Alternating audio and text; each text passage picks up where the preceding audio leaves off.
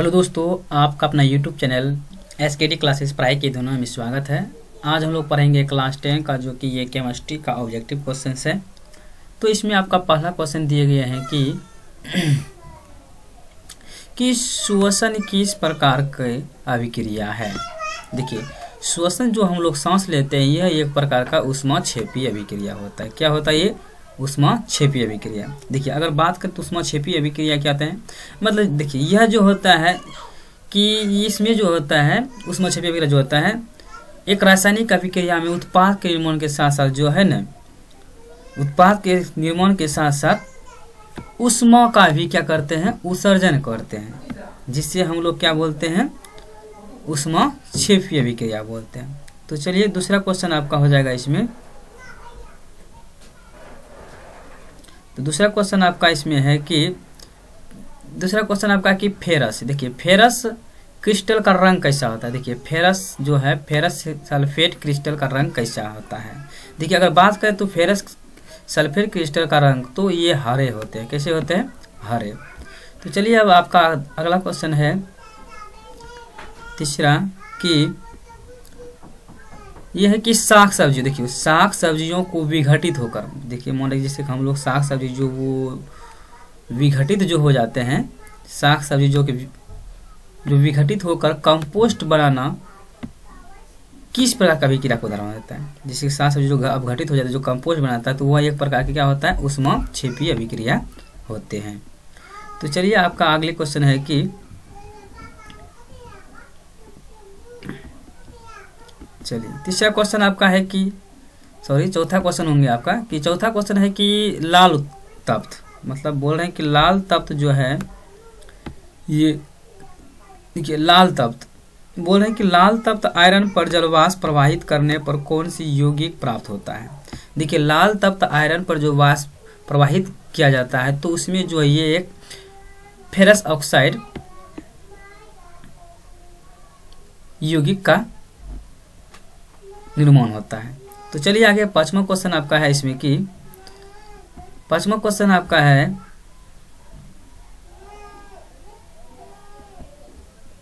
थोड़ा सा, चलिए पांचवा क्वेश्चन आपका हो जाएगा कि जब बोल रहा है कि जब सोडियम हाइड्रो ऑक्साइड जिंक से अभिक्रिया करता है तो कौन सा उत्पाद बनाता है। तो देखिए, जब सोडियम हाइड्रो ऑक्साइड जिंक से प्रतिक्रिया करते हैं तो ये बनता है sodium zinc oxide plus hydrogen gas बनता है, जो कि ऑप्शन नंबर आपका हो जाएगा, ऑप्शन नंबर करेक्ट आपका आंसर हो जाएगा। या आपका इसमें देखिए कहाँ मिल रहा है Na2, तो आपका इसमें ऑप्शन नंबर डी जो कि दिया गया है, तो ये आपका हो जाएगा करेक्ट। चलिए आगे क्वेश्चन आपका होगा कि पांचवा के बाद छठा क्वेश्चन है कि दूध से दही बनना। देखिए, दूध से दही बनना कैसा परिवर्तन होता है। देखिए, दूध से दही बनना एक प्रकार का रासायनिक परिवर्तन होता है। दूध से दही बनने पर क्या कौन सा परिवर्तन होता है? रासायनिक परिवर्तन। चलिए आगे बोल रहे हैं कि निम्नलिखित में कौन सा पदार्थ जो है, बोल रहे हैं कि निम्नलिखित में, देखिए निम्नलिखित में से कौन सा पदार्थ बिना ज्वाला के साथ जलता है। ये आपका कौन हो गया? कोयला। चलिए आगे क्वेश्चन आपका है कि इसमें आलू। देखिए, आलू चिप्स जो की थैली में जो कौन सी गैस भरी। देखिए, आलू चिप्स की थैली में जो आपका नाइट्रोजन गैस भरी होती है। कौन सा गैस भरी होती है? नाइट्रोजन गैस भरी होती है। चलिए आगे क्वेश्चन आपका है कि सिल्वर क्लोराइड। देखिए, सिल्वर क्लोराइड का रंग कैसा होता है। देखिए, सिल्वर क्लोराइड का रंग जो है क्या होता है, ये आपका क्या होते हैं, श्वेत होते हैं।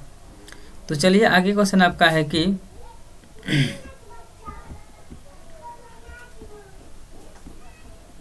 आगे क्वेश्चन आपका हो जाएगा 10वां कि जब मैग्नीशियम फीता को, देखिए बोल रहे हैं कि जब मैग्नीशियम फीता को जलाया जाता है तो उत्पन्न आग ग्लो होती है किसके कारण। ये कैसा टाइप होता है? चमकीला उजला होता है। तो चलिए आगे क्वेश्चन आपका हो जाएगा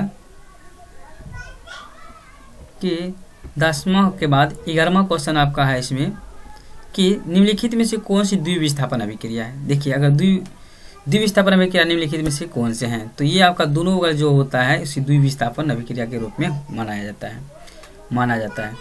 तो ये आपका हो जाएगा ऑप्शन नंबर सी, जो कि सिल्वर नाइट्रेट प्लस सोडियम का क्लोराइड और silver chloride plus sodium nitrate, ये आपका हो जाएगा आपका द्विविस्थापन अभिक्रिया, जो कि दोनों बगल से होते हैं। चलिए आगे की बात करें तो 12वां क्वेश्चन की जिंक ऑक्साइड के साथ जब का कॉपर सल्फेट की अभिक्रिया कराई जाती है तो यह जिंक सल्फेट तथा कॉपर बनता है। तो यह किस प्रकार रासायनिक अभिक्रिया, तो ये आपका विस्थापन अभिक्रिया, क्योंकि ये देखिए इसमें ये जिंक कॉपर सल्फेट जो है, जिंक जो है ये सल्फेट से अभिक्रिया करता है और कॉपर को जो क्या करता है विस्थापित कर दिया जाता है। कॉपर को क्या कर दिया गया है विस्थापित, जब विस्थापित कर दिया गया है इसको बाहर निकाल दिया तो इसी को हम लोग बोलते हैं विस्थापन अभिक्रिया।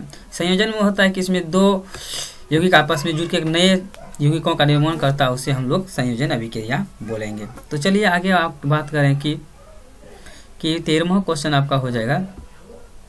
तो 13वां क्वेश्चन आपका हो जाएगा कि चलिए 13वां क्वेश्चन है कि लोह चूर्ण पर, देखिए लोह चूर्ण पर तनु हाइड्रोक्लोरिक अम्ल, लोह चूर्ण पर बोल रहा है कि तनु हाइड्रोक्लोरिक अम्ल डालने से क्या होता है। देखिए लोह चूर्ण पर जब तनु हाइड्रोक्लोरिक अम्ल डाला जाता है तो उसमें हाइड्रोजन गैस एवं आयरन क्लोराइड बनता है। चलिए आगे क्वेश्चन आपका इसमें है कि आगे क्वेश्चन है कि 14वां क्वेश्चन है कि लोह अर्थात लोहा बोलता है कि लोहा को जब लोहा बोल रहा है कि लोहा को जिंक से लेपित करने की क्रिया को क्या कहते हैं। देखिए लोहा को जिंक से लेपित करने की प्रक्रिया को हम लोग बोलते हैं गैल्वेनीकरण, जो कि ये क्वेश्चन आपका बहुत बार पूछ भी चुके हैं, बहुत ही इम्पोर्टेंट भी है ये। चलिए आगे क्वेश्चन आपका है 15वां क्वेश्चन है कि नाइट्रोजन मतलब नाइट्रोजन डाइऑक्साइड के धुएं का रंग जो बोल रहे हैं, धुएं का रंग होता है कैसा। देखिए नाइट्रोजन ऑक्साइड के धुएं का रंग जो होता है ये आपका ऑप्शन नंबर हो जाएगा आपका इसमें करेक्ट कि धुएं का रंग इसमें हो जाता है आपका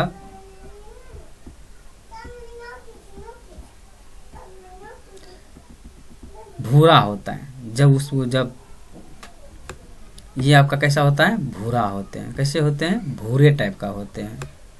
चलिए आगे की लोहे पर, देखिए आगे क्वेश्चन है कि लोहे पर जंग लगने की, अर्थात बोल रहा है कि आगे क्वेश्चन है कि लोहे पर जंग लगने की क्रिया को क्या कहते हैं।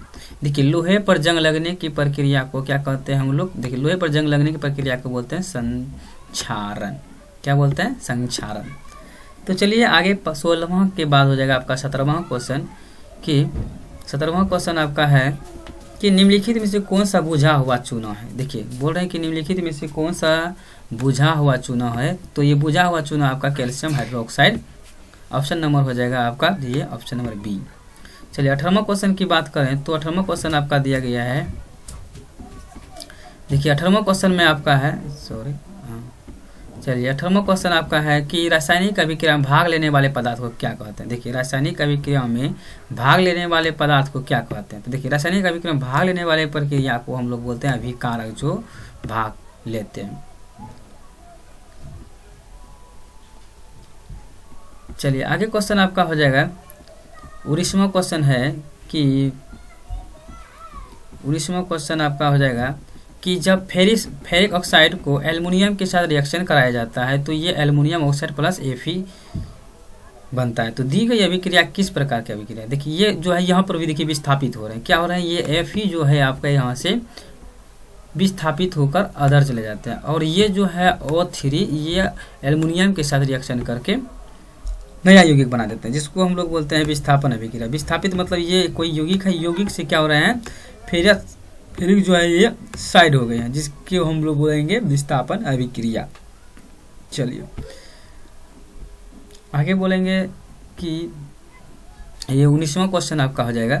19वां क्वेश्चन हो गया, आगे है 20वां क्वेश्चन। तो चलिए 20वां क्वेश्चन आपका है कि जब कॉपर ऑक्साइड, देखिए कॉपर ऑक्साइड को जब हाइड्रोजन के साथ अभिक्रिया कराए जाते हैं तो ये कॉपर तथा हाइड्रो ऑक्साइड बनता है। तो ये बोल रहे हैं किस प्रकार की अभिक्रिया, ये आपको रेडॉक्स अभिक्रिया माना जाता है। कौन सा अभिक्रिया माना जाता है रेडॉक्स अभिक्रिया।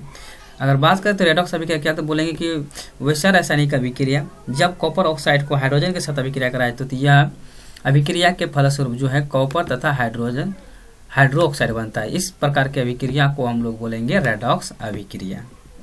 तो चलिए आगे क्वेश्चन आपका हो जाएगा 21वां क्वेश्चन कि देखिए 21वां क्वेश्चन में कह रहा है, तो 20वां विषय तक था। चलिए तो आगे तक हो जाएगा यहाँ तक देखने के लिए आपको बहुत बहुत धन्यवाद।